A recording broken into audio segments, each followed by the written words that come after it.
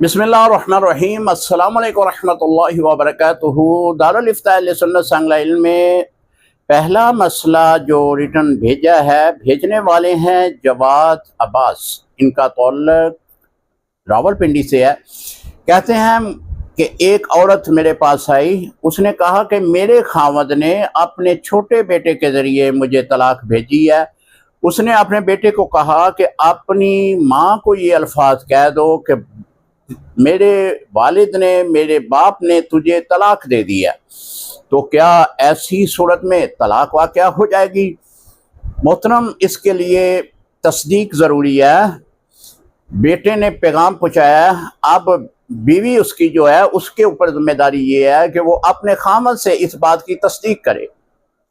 अगर खामद कह देता है कि मैंने तलाक दे दी है तो तलाक तसव्वुर होगी। अगर एक बार है, दो बार है, तीन बार है, जितनी बार उसने लफ्ज़ तलाक बोला है वो तलाक उस पर लागू होगी।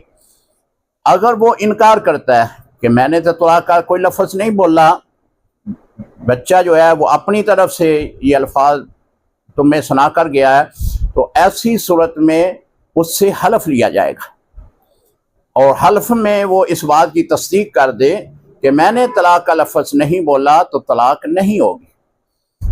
अब औरत के ये हकूक़ हैं कि औरत जो है वो इस बात की तस्दीक करे।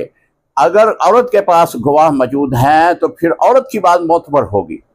अगर औरत के पास गवाह मौजूद नहीं है तो फिर खामद का जो है वो हलफ होगा, वो कसम उठाकर तस्दीक कर दे कि मैंने तलाक नहीं दी, तो तलाक नहीं होगी।